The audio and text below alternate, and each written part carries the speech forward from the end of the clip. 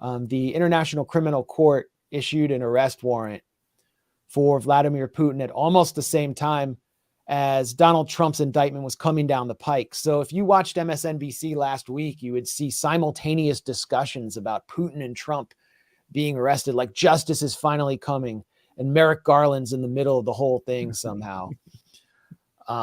It's almost as though Russiagate was actually true if you look at the way MSNBC was covering this in the Blue Anon mind because of these arrest warrants and indictments. It's framed that way. The timing of Putin's arrest warrant seems to coincide almost deliberately with that of Trump. Now, I've been looking closely into the arrest warrant for Putin by the ICC for the past 2 weeks. We just published an investigation, the first part of our investigation into it. I published it alongside Grayzone contributor Jeremy Loffredo, and I think, honestly, it's damning. I think this blows the arrest warrant out of the water. And it wasn't as though we were necessarily just running around trying to save Putin's reputation. It was just such an insult to our intelligence that this ICC would base its warrant off of a State Department funded report by an organization at Yale called the Humanitarian Research Lab, which actually, if you read the paper, contradicts the warrant itself. And Jeremy managed to get the author of that report on the phone, and he further contradicted the warrant with what he said.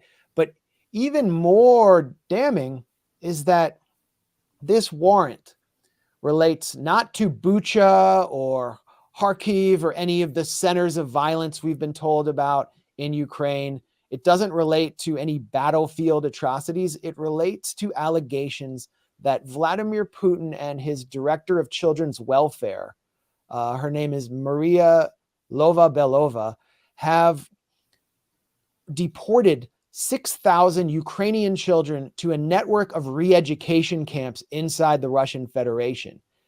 And you have like the director, the author of the Yale report, going on Anderson Cooper and actually claiming that this is evidence of genocide, connecting this to Nazi Germany. I want to play some of that interview real quick from Anderson Cooper 360. Hopefully it won't be well, unfortunately, it's going to be preempted by 2 ads. But I think it's important to watch this so that we can better understand what I'm going to play for you next. And Jeremy will join us for like 10 or 15 minutes to talk about his report, which I'll discuss next. It's an exclusive video report from inside one of these camps that the ICC is alleging are re-education centers and evidence of war crimes.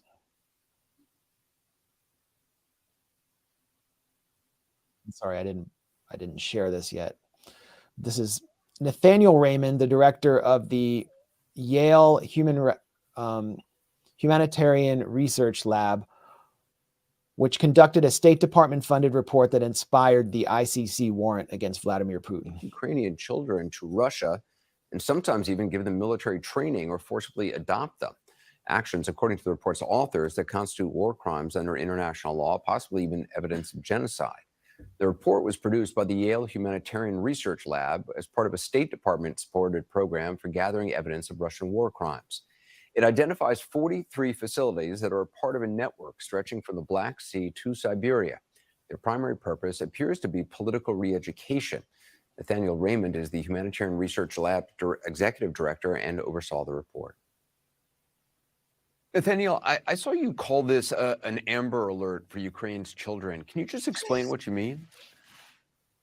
Well, Anderson, what I mean is that while we know now that at least 6,000 children have been through the system, we think the number is actually far larger.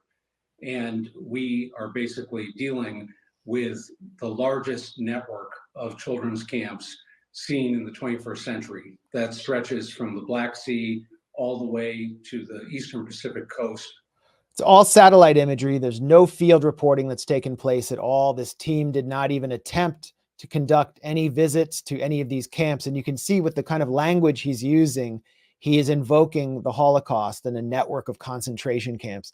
Also recalls the alleged Uyghur camps in China. about 1,300 miles from Alaska. And so in these 43 facilities, we have 4-month-olds all the way to 17-year-olds, many of which have not been able to contact their parents in months. I mean, how is this organized? Who is in charge of this? How high up does this go in Russia?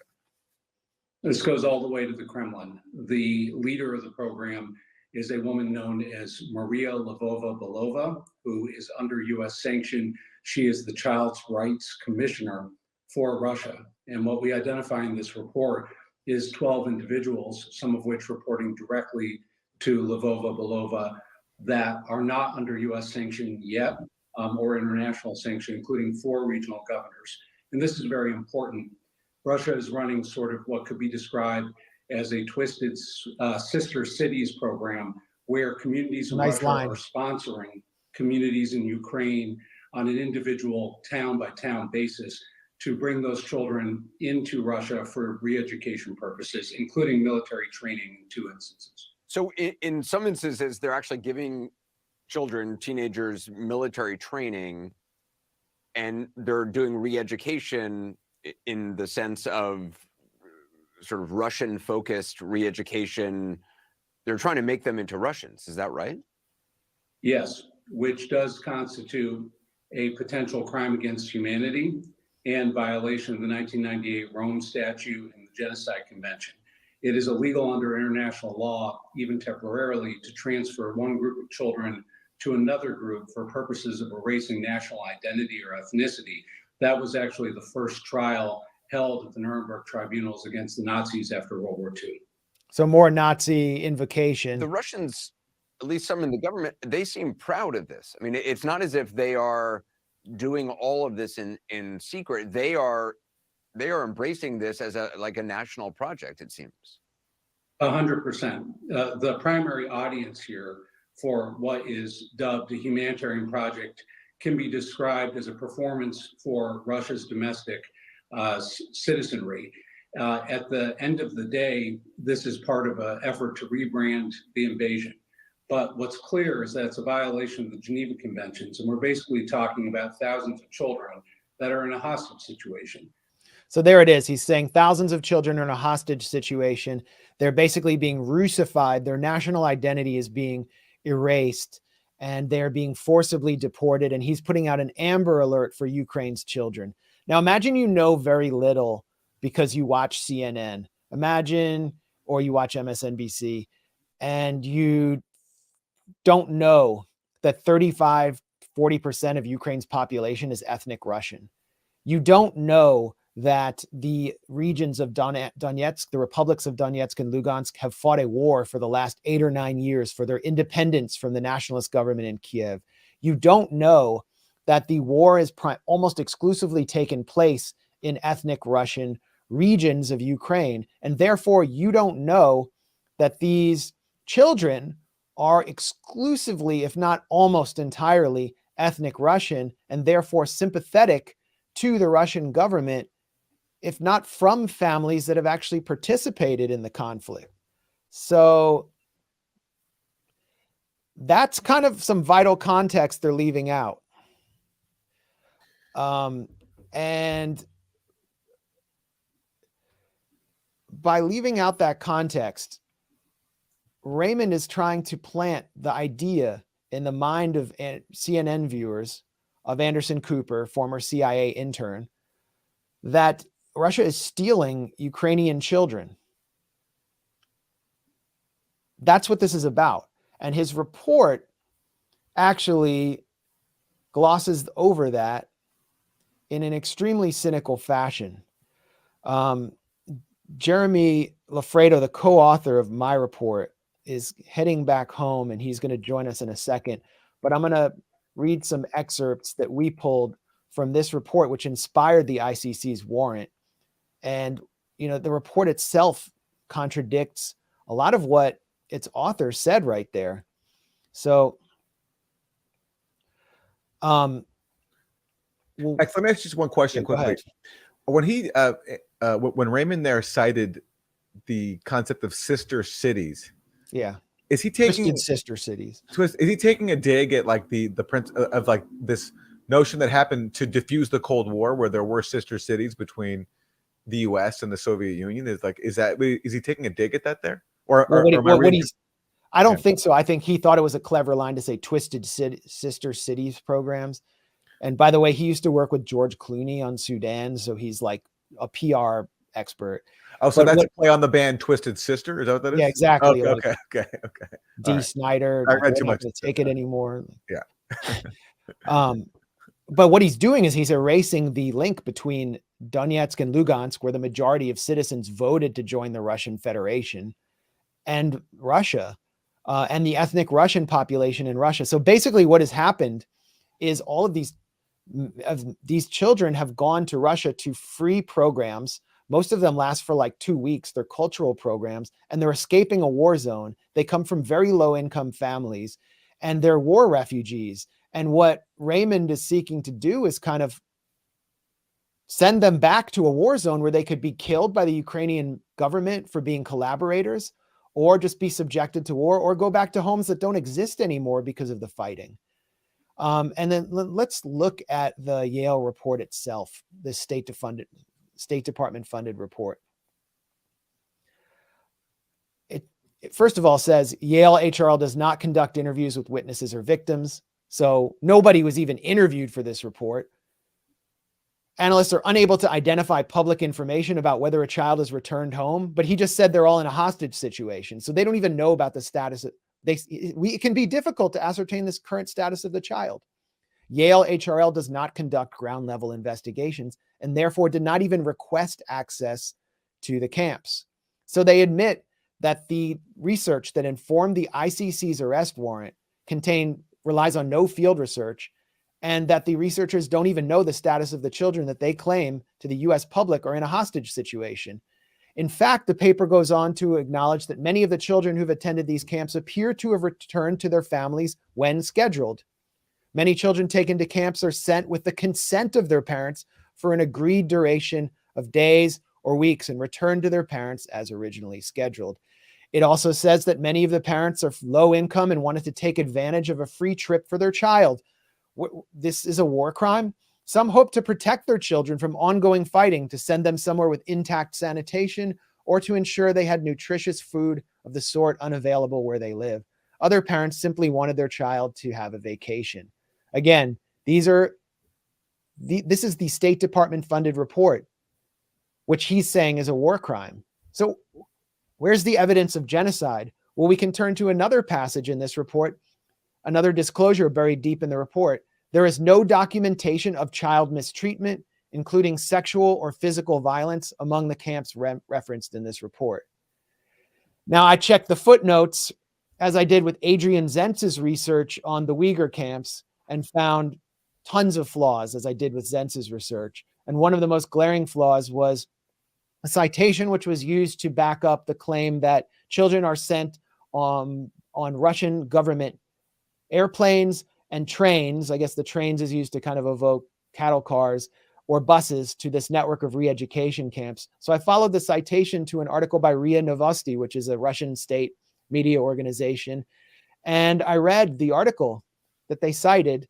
And like the authors of this report, who have tons of money from the State Department, I used Google Translate. They actually didn't even have an in-house translator. They used Google Translate for everything. So this is about a camp in the Russian town of Magadan. The children are all from Donetsk. And here's the testimony of one child about this horrible re-education center. While we were driving from the airport, we were very impressed with the local landscapes. I like to walk in the fields, pick flowers. It's very interesting to see nature. All kinds of beautiful views. When we were driving, I saw small rivers flowing from the mountains. Very beautiful. The views are gorgeous. Well, that testimony was omitted from this report. And along with the fact that the children are ethnically Russian, largely identify with Russia, and have faced human rights abuses under a Ukrainian government which has banned their religious denomination, the Russian branch of the Orthodox Church, sought to outlaw their language, the Russian language, banned it from universities, and has attacked the ethnic Russian population violently for 9 years. All of this is left out, and the ICC prosecutor has never been confronted with any of these flaws. But as I said, Jeremy Loffredo did get Nathaniel Raymond on the phone. I don't know. Jeremy's here now.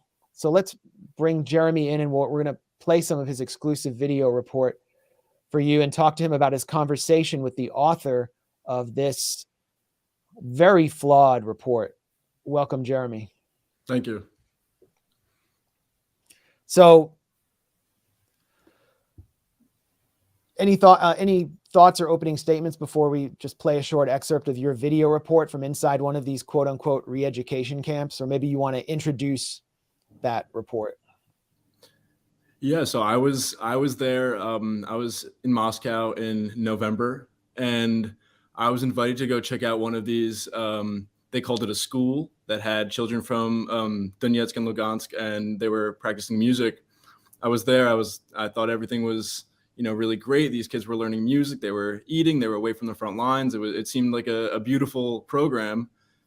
Fast forward 4 months, I'm seeing camps like these being accused of war crimes and human rights abuses and evidence of abduction and kidnapping. And I'm thinking this is the same thing that I saw. So I went back and I looked at all my interviews and all my footage, and that's what the report is. Okay, well, let's take a look at this excellent report, another excellent report by Jeremy. This is like a documentary style report from inside the Donbass Express. Re-education camps, but that assumption would be wrong. I visited one of these camps 4 months ago, unaware that it would be so important to future war propaganda.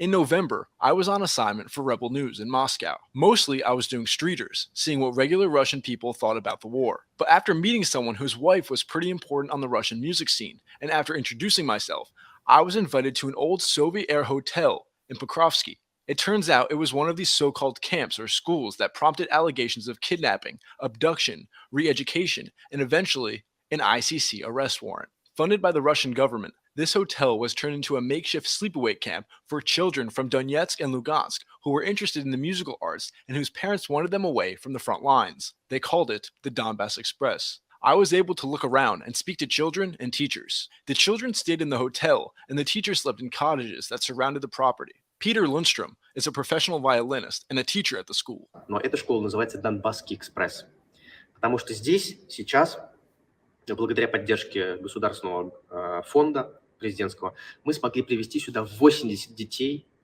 из Донецка и Луганска. Это талантливые музыканты, которых мы привезли на 12 дней сюда, и вот здесь они живут все вместе с нами, получают уроки у замечательных, выдающихся преподавателей, слушают концерты, получают новую информацию. В общем, такая история.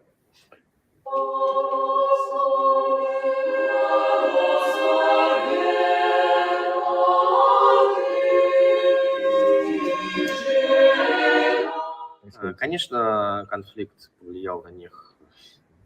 На многие из них потеряли свои дома. Многие, некоторые, по крайней мере, потеряли своих близких. В зоне конфликта они фактически не могут продолжать профессиональную деятельность. В том же самом Донецке не работают ни филармонии, ни учебные заведения, ничего. Это все исключительно дистанционное обучение получается, что, конечно же, для музыкантов пагубно невозможно. Да, они могут вернуться. Мы надеемся, что очень скоро мы освободим, liberate Донбасс, и тогда они смогут вернуться к обычной жизни. AG1 is so much more. Well, we'll just interrupt that during the ad. Jeremy, you talked to Peter Lundstrom. He was the instructor of the students there. Talk a bit about your exchanges with him while visiting the camp, but also since this report has come out. I know you've been in touch with Peter. What does he say about it? Well, I went to the camp. I was invited the same day. No one knew I was coming. He was very welcoming. He gave me a tour. He let me watch them play music. He let me speak to the kids. He even asked kids, because they trust him, they like him. I'm walking around. I don't speak Russian. Clearly, I'm an American. He's asking if they would maybe talk to me on camera. he invited me to have lunch with everyone. They have like a lunch cafeteria type thing where they have 3 meals a day. Everyone, all the kids are laughing and having fun, and they go back and they play their music. Very welcoming, very nice guy. I spoke to one other teacher there, similarly very nice. He's a professional violinist, so he's normally touring around Russia. And so he actually stopped doing that to help organize this camp because he wants to do what he can for the children in Donetsk and Lugansk. And since publishing the report, I talked to him while I was doing it, just making sure all the translations were correct and making sure that, none of the children in the videos are at risk of, retribution from the Ukrainian government if I post this video. And he was very thankful that that the video came out and that he's in the video and that the kids are in the video and people know that the Donbass Express, they're trying to organize another one very soon. But yeah, no, everyone was. Well, the children all went home. They weren't held as hostages in this center, or the children were there for 2 weeks and they went home. And it's funny, even the report will say you might have highlighted this already in our article. Most of the children have the consent of their parents and they return home on their scheduled dates. They'll say that deep within the report, but on CNN or on the news and in his interviews with the mainstream media, he'll say that these children are in fact, abducted. Right. Let's continue a little bit with the report where Peter discusses some of the threats to the children where they're from the Ukrainian government. And let's consider that Yale HRL, the State Department funded unit, and the ICC apparently want to send these children all back right now to that area. Было все тише, конечно же, не было такого сумасшедшего конфликта, работали филармонии и так далее. Но то, что эти люди все время жили под возможностью смерти, это факт. То есть постоянно прилетало, постоянно. Вот. Особенно, конечно, в 14, 15, 16 годах, потом немножко подзатихло, но в целом угроза жизни была постоянной. Я здесь по, скажем так, приглашению, очень такому щедрому. Вообще не думал, что когда-то окажусь в Москве, побываю на концертах многочисленных живой музыки. А живая музыка — это прежде всего духовное обогащение и очищение. И здесь прежде всего, чтобы научиться и развить свои какие-то навыки, которые пока что только в задатке находятся. Я сам из Донецка, Донецкой Народной Республики. Что там происходит? Стреляют, впрочем, как и всегда. Вернее, не то, что как и всегда, а, впрочем, вот как и в последнее время пока что все потихоньку продвигается. Вроде как и меньше, конечно, обстрелов стало. Все равно, конечно, стреляют везде, и в Донецкой Народной Республике, и в Луганской Народной Республике. Но, тем не менее, люди все равно просто, как бы не то, что даже устали, а просто хотят уже очень. He said that he's grateful to be at the Donetsk Express. Here you can see some typical rehearsal, a lesson at this so-called re-education camp that you visited, Jeremy Loffredo. Ну, мы продолжаем заниматься, несмотря ни на что. Обучаемся и находим этому время, естественно, потому что это то, что отвлекает от обстановки окружающей. И, конечно... The Yale report accuses these camps. So you actually interviewed students as well in the camp. What would you say their mood was about being there, about going back home? And one of the primary complaints or allegations in the Yale HRL report transmitted through the ICC is that these children are basically being brainwashed, Russified. Patriotic education's imposed on them. Did you see any of that? No, I didn't see any of that. And, if we just look at, maybe picture this happening, something like this in America, you have, economically underprivileged people who live, maybe a few hours outside of New York City, and, they get an all-exclusive, all expenses paid trip into New York City to practice their passion for 2 weeks. everything's paid for. And back home, they were, you know, living under the threat of dying and being bombarded by bombs. And now they're safe in a city, doing what they love with kids who are similar to them. And they didn't want to leave. They don't want to go home back to the war zone. They want to stay. You know, this was essentially a vacation for them. They didn't even think of it as like, you know, something that was political. They were like, we are being allowed this trip to get taught music by professional teachers, and it was a privilege for everyone. From what I could tell. And you got to speak to the author of this Yale HRL report, which has inspired the ICC warrant against Vladimir Putin, about your experience at the Donbass Express. And you essentially conducted an interview with him about his own work. How did that interview or discussion come about? And what did Nathaniel Raymond say when you challenged him or asked him critical questions about his report? I decided that I was going to email him, and I essentially sent him an email saying, I would love to tell you about the Donbass Express, considering that, you know, you guys didn't go to any of these camps that you were writing about and being funded to write about. I've actually been there, unlike anyone on your team, so I would love to tell you about it. So he said, okay, and we hopped on the phone, and I told him about it. And not like he said in the news, but during our phone call, he said that most of the camps that he's written about, which is their report contains 43 camps, he was like, a good number of the 40 are just like the Donbass Express. They're cultural education. They're like, he compared the camps' nature to teddy bears, meaning they're safe and everyone's happy about it. And so he said that on the phone, and he did not say that on CNN or anything like that. I thought that was an interesting admission. Yeah, I mean, he kept, you know, I've seen a transcript of your conversation with him. We worked on this article together. He kept saying that what you visited was a re-education camp. But at the same time, he said that the vast majority of the 43 camps that his team investigated by satellite and by, you know, telegram, social media, were teddy bears, that they were cultural centers. So it kind of blows out of the water the claims he made on CNN.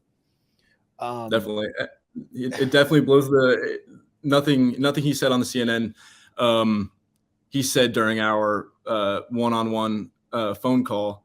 And another point I'll highlight from the phone call is, in the beginning, I said, why didn't you go to any of these camps? Like, why, if you're going to, you know, do this giant report that's going to influence a international criminal court arrest warrant for the president of Russia, why didn't you just try to go to one? And he said, well, we're considered extensions of U.S. intelligence in Russia, so we would never be allowed to do that. And insinuating that he's not an extension of U.S. intelligence. And then later in the call, he says that they are in contact with U.S. intelligence. They're getting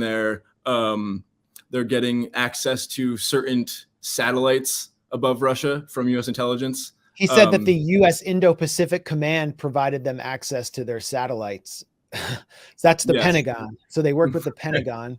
And he also stated that the U.S. National Intelligence Council, which basically coordinates between the CIA and private policy, like think tanks and policy groups, applied a lot of pressure to his team at Yale to document the Russian government's operations after the Russian military entered Ukraine. He said that U.S. intelligence put pressure on the Yale team to come up with something. Those are his direct words. Well, listen, that's damning. When I, a few days ago, was just pointing out on Twitter, just randomly, because I haven't looked into this like you guys have, and this is incredible what you've done.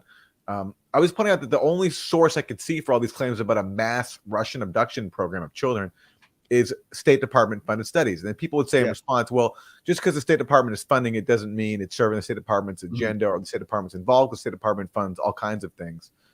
But you're reporting here that actually the author of the study has admitted that there was direct pressure from the U.S. intelligence. It's worse than that, Aaron. Jeremy, you asked Nathaniel Raymond straight up about the State Department role in this report. What did he say? He said that at first they were focusing on human rights abuses in Afghanistan. And because of pressure from the State Department, they actually started to focus on Ukraine. So they got their direct marching orders from the State Department, from the U.S. government, to look at exactly what they're looking at now. So it's the opposite of independent. And those orders came 2 weeks before Russia invaded Ukraine. So as the U.S. intelligence apparatus was starting its whole drumbeat about a Russian invasion, while Ukrainian forces were massed at the contact line and starting to shell the Donbass, he got his marching orders. So the State Department appears to have been guiding this whole project. And Raymond's role is just, he's the satellite analyst, technology expert who is brought in almost like as a hired gun. I think what he said that we were put on standby. This is the 2 weeks before the invasion. Yeah. So he's almost speaking as if he's, a soldier. My team was put on standby before the invasion. This is his direct quote. We were told to stand by and form a squad. And then by spring, we knew the good stuff was happening. Yeah. Well, listen, I can't wait to read your article. This has just come out at thegrayzone.com. And I want to issue a challenge here to the people who are going to be upset by this article. And this stands for everything we do, where we challenge a very dominant propaganda narrative. We get called all kinds of names. We get called apologists for whatever government that is being targeted by these allegations. But we never get a written rebuttal. I never gotten a written rebuttal to anything I've reported on the OPCW Syria cover-up scandal. I've gotten all kinds of people calling me names and trying to harass people who publish me or who give me awards. And the same thing applies here.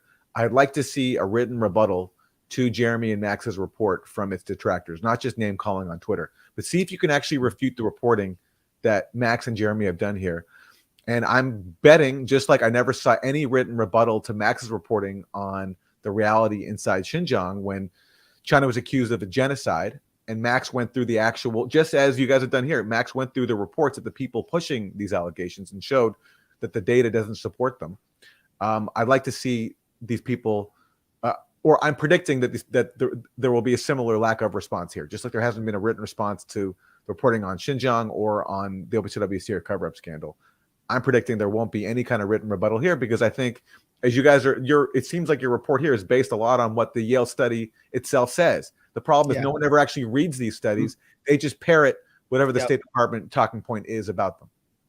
Great point. And, unlike with our work on Xinjiang, which was really just fact-checking Adrian Zentz, who was the one person brought in to cover this issue from afar without gaining any access to the camps, we did gain access here to the subject of this ICC arrest warrant and this Yale HRL State Department funded report. And what Jeremy did was, I think, something that other journalists couldn't do, because he's one of the few Western journalists to have actually gone to one of these places, was approach Nathaniel Raymond, the director of Yale HRL, and say, would you like to include this in your report? Would you like to talk about what I found there? And he basically said no. Right, Jeremy? He was like, I'm not really interested in this, but it's a teddy bear like most of the camps we investigated. Yeah, he, in terms of war crimes, he pointed out, he said, he's calling these camps where we bring, where Russia brings ethnically Russian children to learn music and be safe and eat food. He calls those are war crimes. Those are war crimes. And then he says, the Ukrainians, maybe sometimes they shoot POWs in the knees, but it's not really something that we're focused on or something to that effect. And it's just so funny that one thing like bringing children to music school could be framed as a war crime, and shooting POWs in the knees is something that war crime investigators are just not that concerned about. Yeah, there's an amazing part of your interview with Nathaniel Raymond where he said that his team had actually was looking at Russian strikes on Ukrainian grain silos, and they found that one silo exploded, generated such a massive explosion, like bigger than the Oklahoma City Federal Building, that they suspected strongly that there was a weapons munitions factory being maintained by the Ukrainian military in that silo, and that they had essentially uncovered evidence of Ukraine planting military facilities in civilian infrastructure, which Amnesty International mentioned in its report that it later apologized for. And he said, well, but we can't prove that.